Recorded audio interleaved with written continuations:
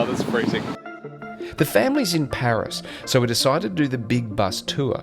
And my little boy Sam is going to be giving you a rating for each of the major attractions. Along the way, I worked out a novel way to keep my son occupied when he got bored. 17. We visit Mary Magdalene in one of the most beautiful churches I've ever been in. We test out the best French fries on the planet. Happy now? Best chips. Best chips? Subscribe. We're staying in a beautiful hotel in central Paris. And because we've never been to the city before, we knew we had to talk to someone who knew exactly what we needed to know. Eiffel Tower. And their awesome concierge was exactly that person. McDonald's. McDonald's down the road. Chips. He booked online for us and even printed out the tickets so we wouldn't get lost. So we can get onto the bus, hopefully go to the Eiffel Tower and other tourist attractions that this little man is going to rate. Look, he's really excited. As we left the hotel, I downloaded the app to my phone and it made it so much easier to find out where we needed to go. It gave me all of the information that I needed in one place. Your face is cold, isn't it? There's our bus. All right, Sam, are you going to brave up top with us? Yes? All right. Sam, I'm proud of you. Well done. For being up top, going up top with us and braving the cold. You a bit chilly, B? The actual tickets we purchased cost us €43 each, and that got us 2 days on the bus. It included the headphones which you'd use throughout the whole event to listen to the tour guide, but also when you sat down, we do recommend going up to the top as long as it's not raining, because you'd get the best view. It is freezing cold up there, but it's definitely the best place to be. Paris has the most beautiful stuff. It is, it's beautiful, like the isn't Mona Lisa, the Eiffel Tower. In each seat you have access to a small panel which allows you to plug your headphones directly into the tour guide. You have many different languages to choose from, so don't worry, wherever you come from, you'll be covered. Sam, Brianna's cold. Yeah. Look at your mother. Your mother's freezing. Yep, it's having some fun over there. Oh, the Eiffel Tower. Here it is. We have made a video where Sammy goes to the top of the Eiffel Tower, even though he's scared of heights. I'll leave the link for that video in the actual description, but of course now it was time for us to get off the bus, take our first photo. Brianna wants us to stop off and get an iconic photo in front of the Eiffel We're Tower. at the Eiffel, Seeing the Eiffel Tower. Here he goes. Here he goes. So unfortunately the crane is making the photo a bit off. Is it bigger or smaller than you thought? bigger. Is it bigger? I can't get it in because Your brother can't see. I can't see. Okay, see. The Eiffel Tower, which is what you thought it would be like? Yeah? That just moved the crane. Of course they moved the crane. Lucky we were able to visit the Eiffel Tower tomorrow so we could actually get a better photo without a crane. Oh, I hit my head again. God, that's twice I've hit my head. I know, I hit my head every single time I've gone up there.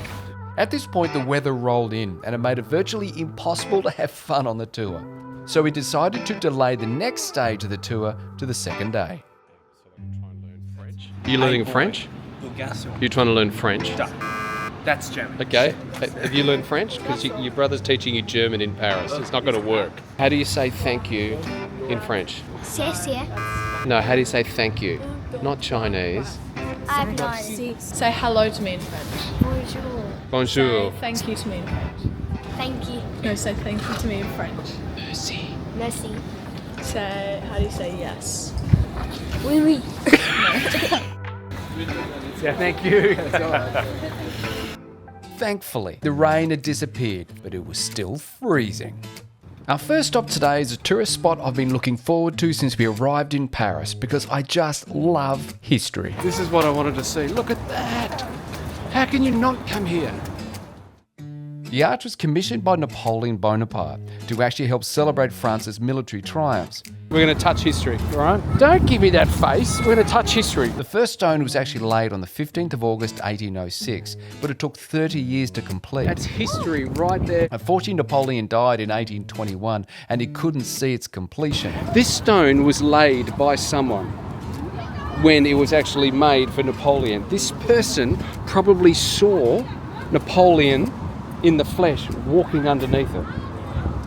but technically he did go underneath it when they were bringing his body back to Paris. I love history. Now I had to try and convince an 8-year-old to also love history. So you're not impressed, are you? Yeah, I am. Oh, good. Thanks very much. Thank you very much. Thanks for playing with your father. I'm trying to show someone some history here, and he's paying his father out. But what do you give that as a fun rating? Come on, 0 out of 10. 10, well done, buddy. He's good. Our next stop was one of the most beautiful churches I've ever been in. And funny enough, we actually found it by chance. This church is passed through many hands and many different plans. But when you walk up to the front door, which are massive bronze doors that actually depict all of the 10 Commandments, and you walk inside and you see some of the sculptures done in the 19th century, and you look up at the dome and you see the history of Christianity. I'm not very religious, but I have to admit this certainly took me aback. One of the bones from Mary Magdalene is there, and after I spoke to Sammy about no, she's not a zombie, we got to some different conversations about some cool parts of the church. I think that organ's a bit bigger than yours. It's sitting there, playing it. Holy cow. I never went to a church. Never, not of this size. This is massive.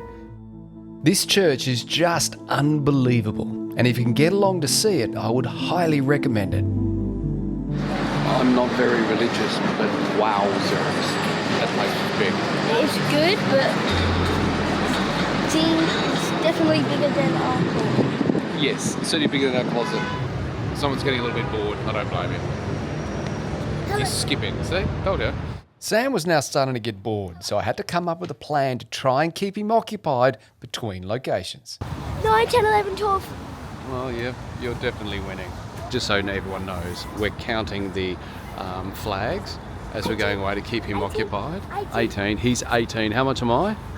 5. 5. 18 to 5. He's winning.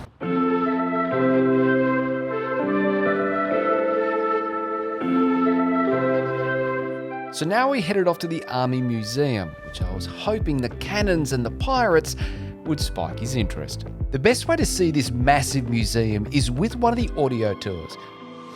Are you ready? And don't worry, you can pick it up right at the front door. Our very first stop was going to be Napoleon's tomb. There's 4 coffins in there. There's what? 4 coffins. There's 4 coffins, and in the very centre one is Napoleon's remains, aren't they? There's so many things to look at when you come to the tomb. For example, the 12 statues surrounding the coffin which represented Napoleon's major military campaigns, or the mosaic floor, or the Great Big Dome. The tomb also housed other notable military figures, including Napoleon's son, Napoleon II, as well as several of his marshals and his generals.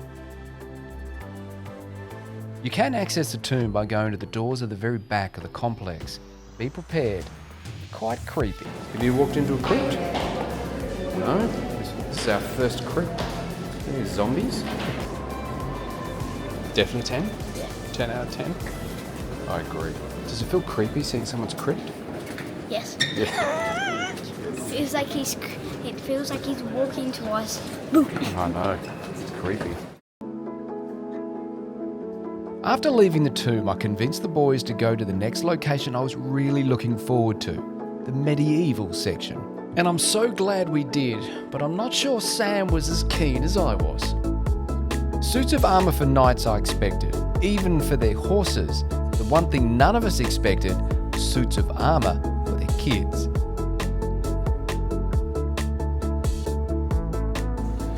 Chainmail was designed to stop you from being stabbed, but it didn't stop you from dying.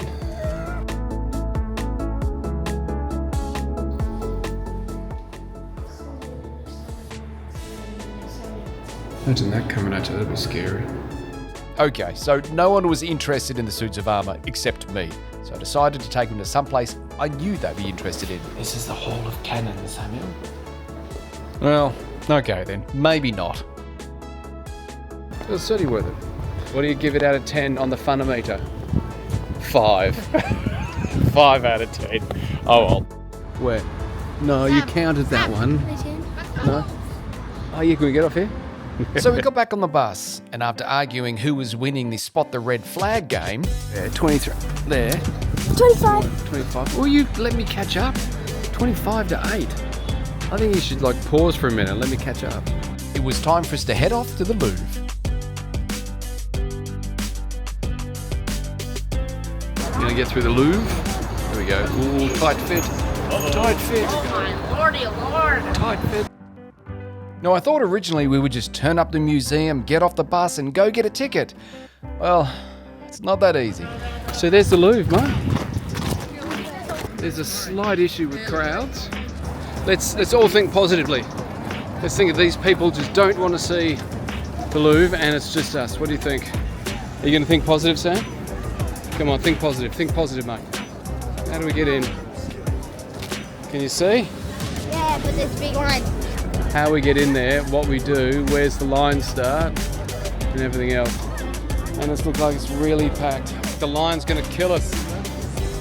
Brianna, I think we actually have to buy a ticket to get in. Yeah, we do. Yes, we've got to get a reservation.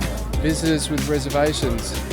The line's way too long. So going back to the bus. I don't want to wait. 5 hours. So the only hint is get your tickets before you turn up. So we couldn't see the Mona Lisa. At least we could go and see a clown. Time for Sam to try his French fries in France. The store was decked out in a farmland theme, so Sammy had a lot to look at, but he had his eyes set on his French fries, even though we're in the land of incredible cuisine. Happy Best now? chips. Best chips? So you're having French fries in France. Sammy was happy it's always the simple things that work, but now, of course, it was time to find out who won the flag game. Anyone, look, come on. You can't hear me, so I'm trying to win the flags. I have 31. I have 60. No, yeah, no, you can't round up. I still think he cheated. But if you want to see some of our other videos, just go ahead and click the link or just hit that subscribe. Holy crapola!